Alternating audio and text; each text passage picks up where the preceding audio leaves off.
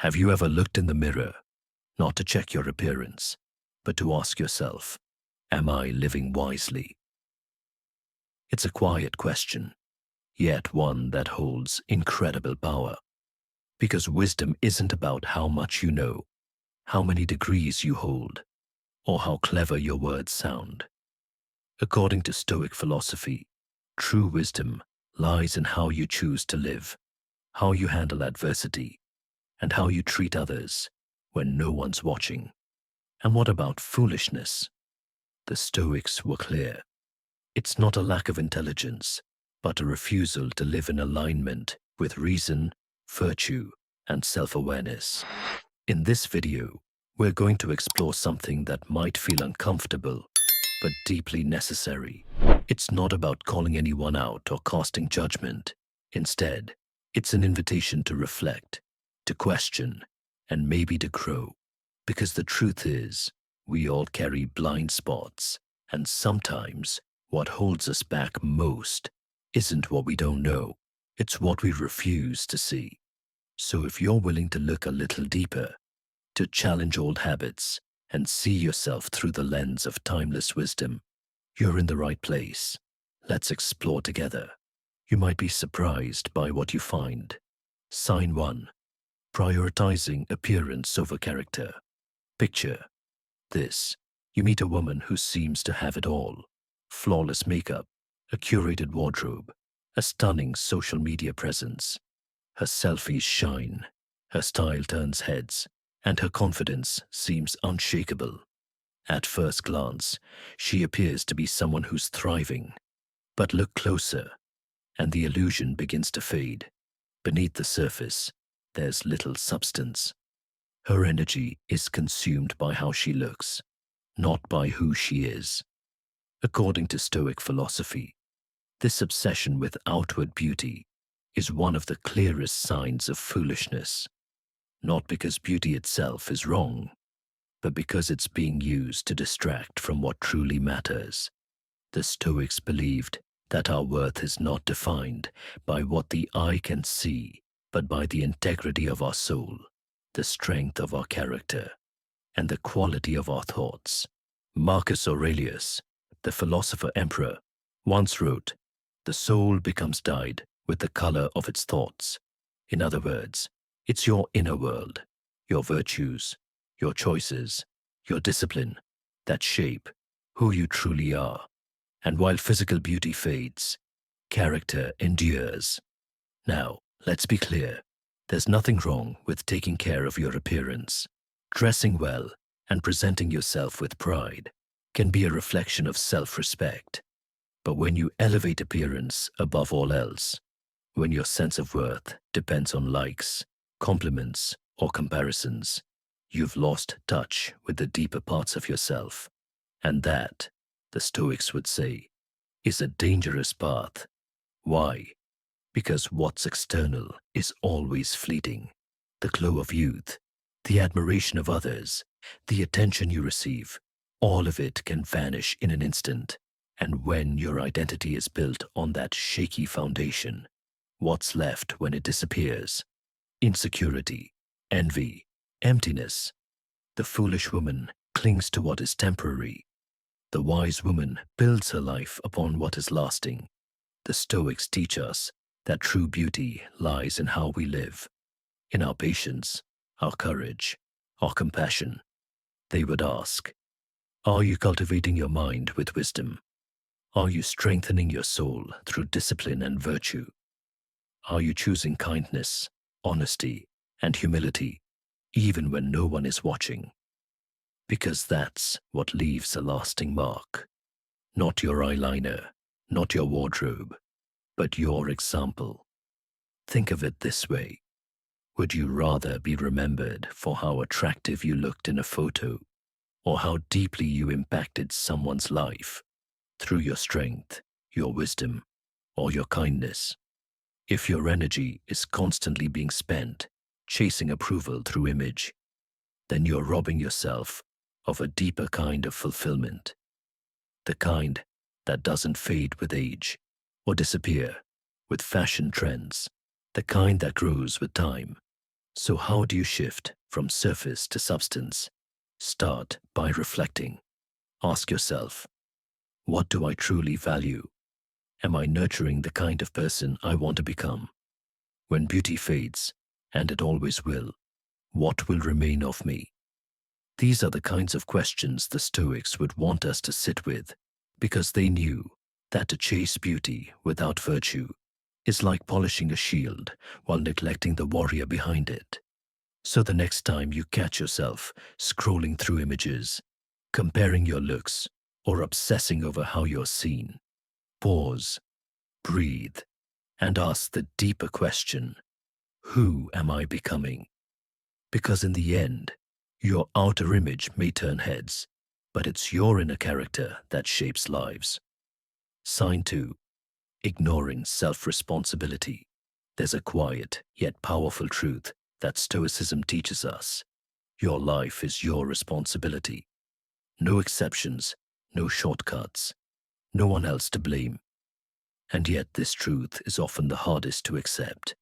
It's tempting, isn't it, to point fingers when things go wrong, to believe that our problems are caused by others, our parents, our boss, our partner, society, or even fate, that if only people treated us better, if only the world were fairer, then we'd finally be happy.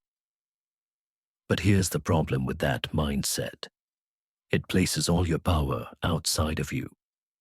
The woman who refuses to take responsibility lives as a prisoner to her circumstances.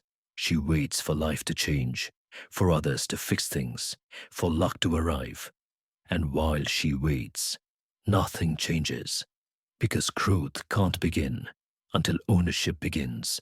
The Stoics understood that we can't control everything that happens to us. Life is unpredictable, often unfair. But what we can control is how we respond. That response is where your freedom lies. That response is where wisdom begins.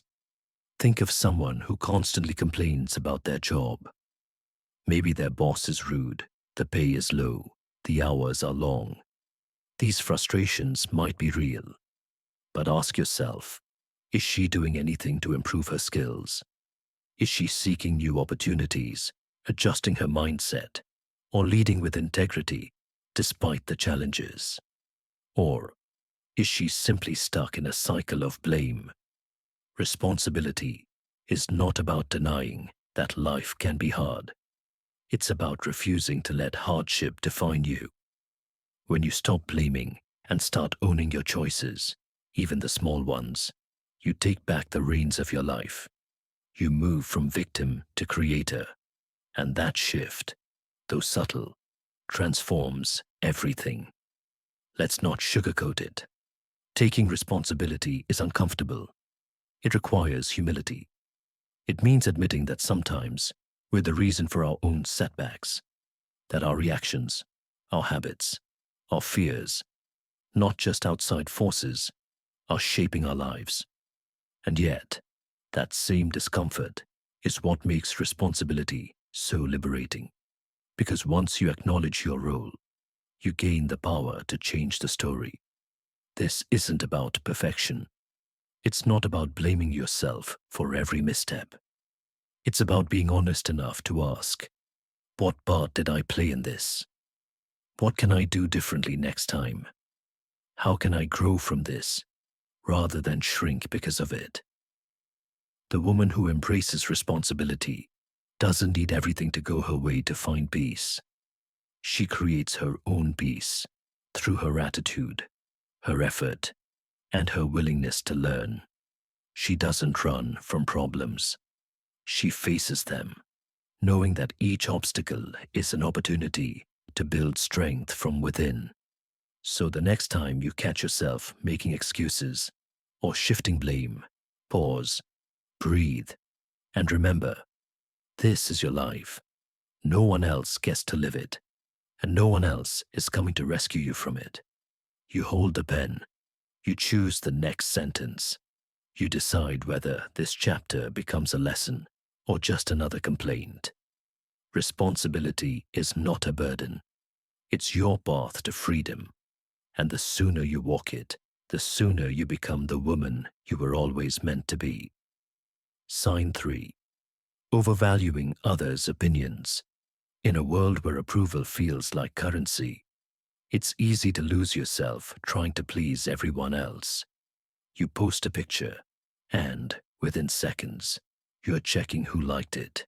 You share your thoughts, then wonder if they sounded smart enough. You make a decision and immediately think, what will they say? This is one of the silent traps of modern life, living as though your worth depends on how others see you. For the Stoics, this isn't just an emotional burden, it's a clear sign of foolishness. Why? Because when your sense of self is built on the opinions of others, you're building on sand. You become a leaf in the wind, drifting wherever approval blows. The foolish woman is constantly adjusting herself to fit in, filtering her thoughts, her voice, even her values, to avoid judgment or win praise. But in doing so, she loses the most important thing, her center. There's nothing wrong with caring what others think. After all, we're social beings.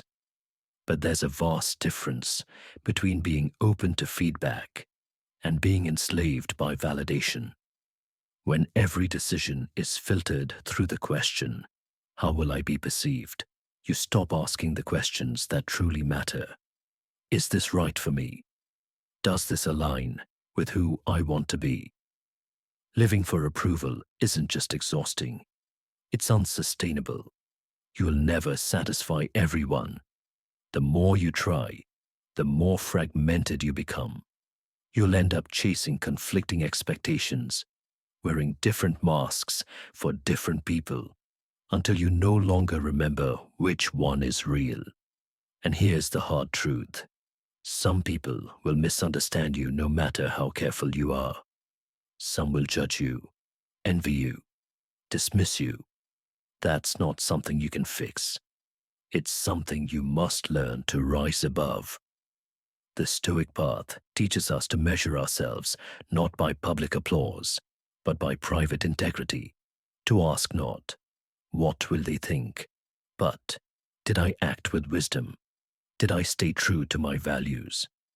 Because when your inner compass is strong, the noise of the crowd loses its power.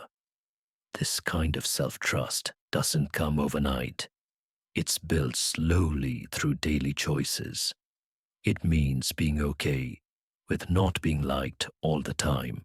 It means choosing truth over popularity, depth over performance, and authenticity over approval. So what can you do when the urge to seek validation creeps in? First, pause. Recognize the feeling without judgment. Then gently return to yourself and ask, if no one else knew about this choice, would I still make it?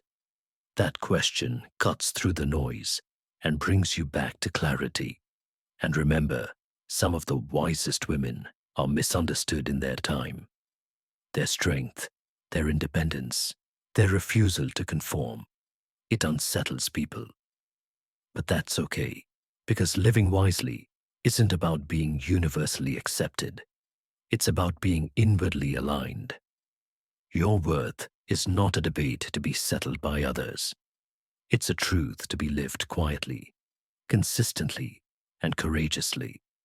So the next time you're tempted to shrink yourself to fit into someone else's mold, stop, stand tall, and remind yourself, you were not made to be everyone's version of acceptable. You were made to be real. Sign 4. Emotional instability and overreaction. We've all seen it, or maybe even lived it. A small disagreement turns into a shouting match. A simple misunderstanding snowballs into resentment. One rude comment from a stranger, one unexpected delay, and suddenly the entire day feels ruined. This is emotional instability, and according to Stoic wisdom, it's one of the clearest signs of a foolish mind.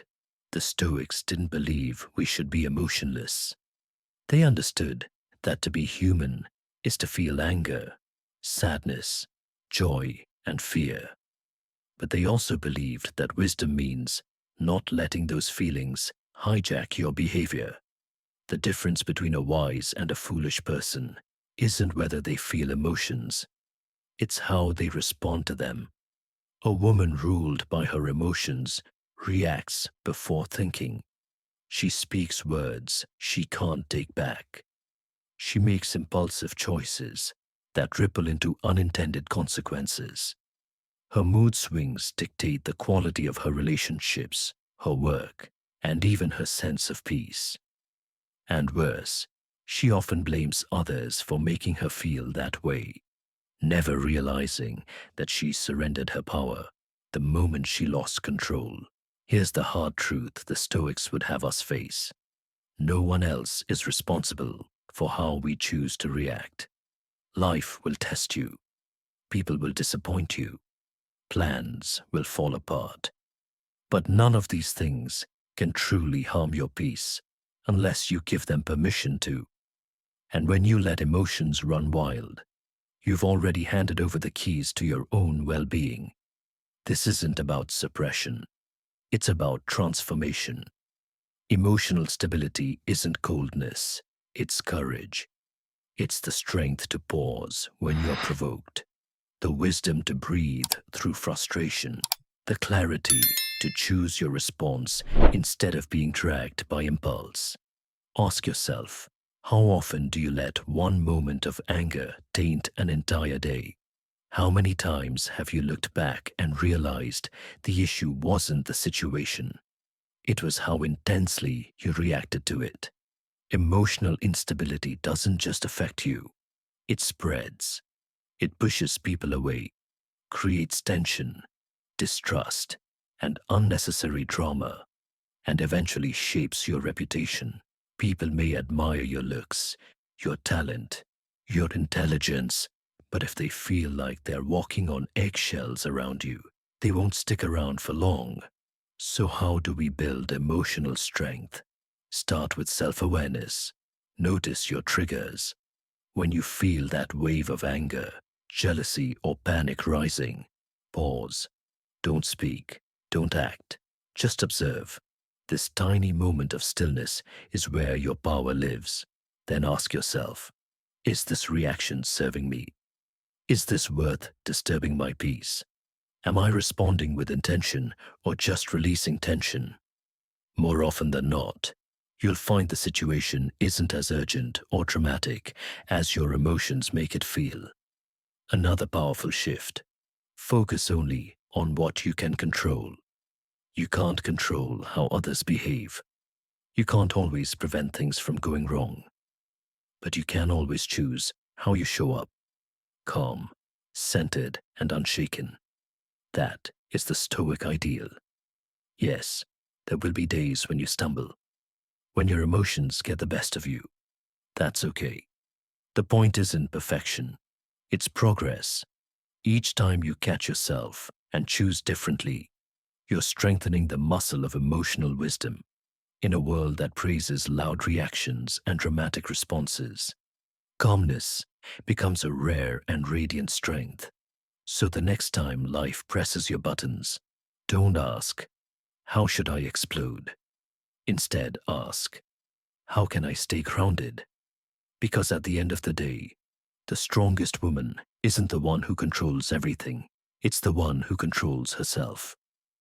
Sign 5. Materialism and Greed. Imagine a woman who appears to have it all. Luxury handbags, the latest car, a wardrobe that turns heads, and a lifestyle that screams success. But look deeper, and you'll often find something missing. Not in her bank account, but in her spirit. This is the trap of materialism. When your sense of worth is tied to what you own rather than who you are. According to Stoic thought, this obsession with wealth, status, and possessions isn't a sign of success. It's a sign of foolishness. Why? Because material things are fleeting. They rust, fade, go out of style, or disappear overnight. The pursuit of them can become an endless race where satisfaction is always one step ahead. The more you chase, the more empty you feel. And that's the cruel irony. The woman who believes happiness lies in having more ends up, constantly feeling like she never has enough. True wealth, the Stoics would argue, isn't about accumulation. It's about contentment. A rich life isn't filled with stuff. It's filled with meaning, purpose, and inner peace. And those things don't come with a price tag. Materialism today isn't always obvious. Sometimes it hides behind ambition. Maybe you're not buying luxury goods, but you're obsessed with titles, promotions, or the need to be seen as successful. You think, if I just reach that next goal, then I'll finally feel good enough. But the finish line keeps moving. This kind of striving isn't growth. It's a hunger that never ends. The Stoic path calls us to question it. Am I chasing this because it aligns with my values, or because I'm afraid of seeming small in the eyes of others? Breaking free from greed doesn't mean giving up everything or living without joy. It means learning to value what truly matters. The Stoics practiced this through moments of intentional simplicity. They would go without certain comforts, not to suffer, but to remind themselves that they were stronger than their cravings. They trained themselves to find peace in less and strength in self-restraint. You don't need to give up all your possessions to adopt this mindset, but you can start by shifting your focus. Ask yourself, what am I grateful for right now without needing anything more? Am I buying this out of joy or out of fear? Is this adding meaning to my life or just filling a temporary void? When you stop measuring your worth by what you accumulate, something beautiful happens. You begin to feel lighter, freer, more grounded in who you are, not what you own. And that's where true power lives, not in the things that decorate your life, but in the values that define it. So if you find yourself constantly wanting more, pause, look inward, and remember this: the richest life isn't built by acquiring, it's built by appreciating, simplifying, and choosing what aligns with your soul. Because at the end of the day, no one remembers you for the shoes you wore or the car you drove. They remember your presence, your values, and the depth of your character. That's the kind of wealth that never fades. Sign 6. Avoiding self-reflection and growth. Among all the signs of foolishness, this may be the most quietly destructive: the refusal to look inward. Because without self-reflection, there can be no growth. And without growth, wisdom becomes impossible. It's far easier to stay distracted than to sit with your own thoughts, to scroll, binge, or keep busy, rather than ask yourself, am I living well? Am I becoming the person I want to be? But a life without reflection is a life on autopilot. You may appear to be moving, but inside you're stuck, repeating the same behaviors, reacting the same way, making the same poor choices, and wondering why nothing ever truly changes. Foolishness in this sense isn't always loud. Sometimes it looks like comfort, like routine, like the quiet resistance to change. It shows up when you avoid feedback, when you brush off mistakes, or when you convince yourself that growth is something other people do. The Stoics taught that reflection isn't about guilt or self-criticism. It's about realignment, about observing yourself honestly and using that awareness to live with greater integrity. The wise woman doesn't fear her flaws. She faces them. She sees each mistake as a lesson, not a label. Each failure as an opportunity to improve, not a reason to give up. Self-reflection doesn't require hours of silence or a spiritual retreat. It starts small. A few moments at the end of your day to ask, What did I do well today? Where did I act out of fear instead of strength? What would I do differently tomorrow if I had the chance? It means catching yourself in real time, pausing during conflict to ask, am I reacting or responding? Does this reflect who I want to be? Another powerful tool is feedback, not the shallow kind that flatters, but the kind that challenges you. That comes from people who care enough to tell you the truth, even when it's uncomfortable. Remember, self-reflection isn't about perfection. It's about progress. The goal isn't to become flawless, but to become more aware, because awareness creates choice, and choice is what makes change possible. So if you've been running from reflection, now is the time to stop and turn inward. Your next breakthrough won't come from the outside. It will come the moment you're brave enough to look within. Sign 7. Talking more than listening. Of all the ways foolishness reveals itself, this one is deceptively simple. Talking more than listening. In a world that rewards volume and visibility, silence is often mistaken for weakness. But in Stoic philosophy, silence, intentional, thoughtful silence, is one of the clearest signs of wisdom. The foolish woman feels the need to fill every gap with her voice. She dominates conversations, interrupts, gives advice, even when it's not asked for, and rarely pauses to consider whether she's truly listening or just waiting to speak. Her identity is tangled in being heard, not in hearing others.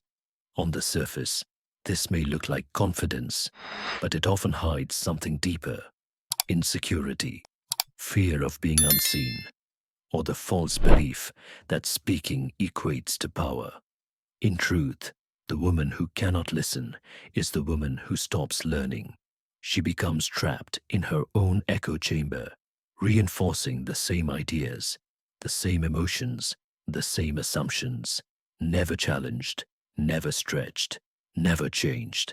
The Stoics taught that true growth begins with humility, and humility begins with listening.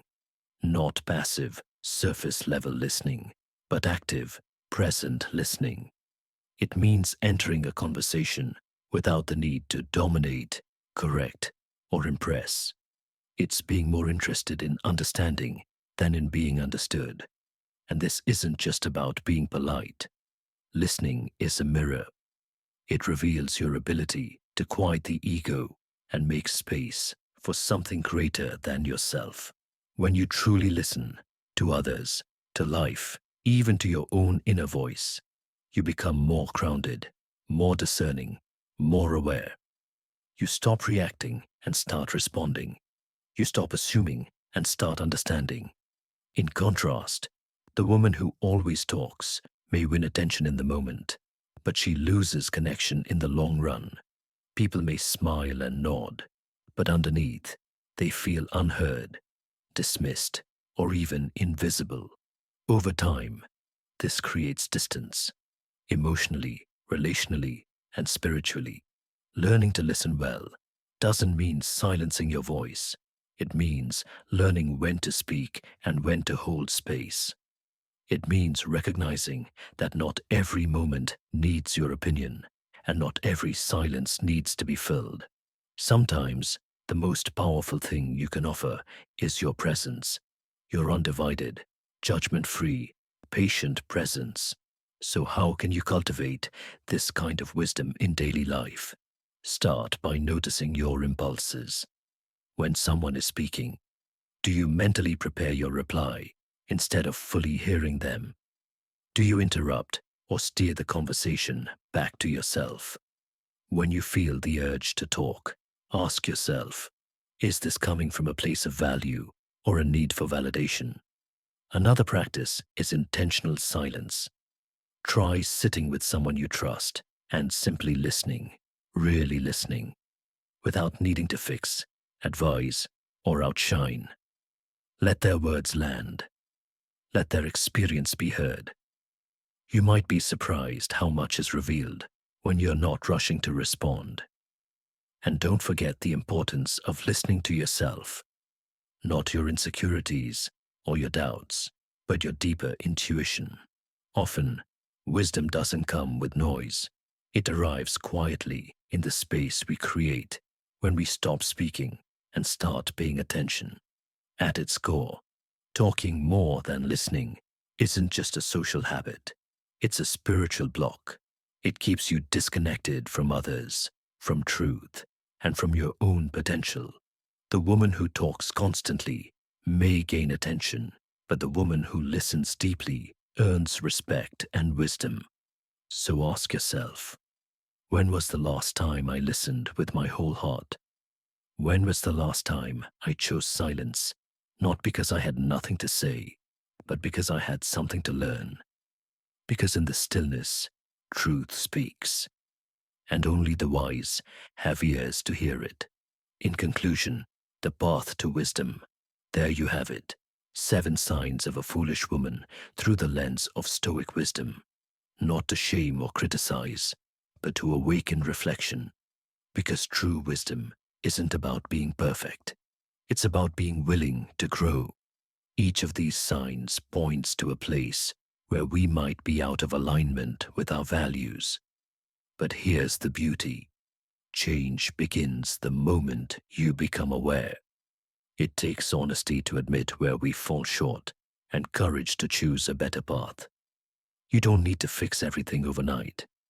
Even the smallest shift in thought, the quietest act of self-awareness, is a step toward a wiser, more grounded life. So take a breath, be gentle with yourself, and ask, which of these signs spoke to me most? Where can I begin? If this video stirred something in you, feel free to like, share, or reflect with someone you trust. And in the comments, simply write, "My reflection." There's more to explore on this journey, so stay with it. Because the woman who chooses wisdom, even when it's hard, is already becoming powerful in the truest sense. Your next step awaits.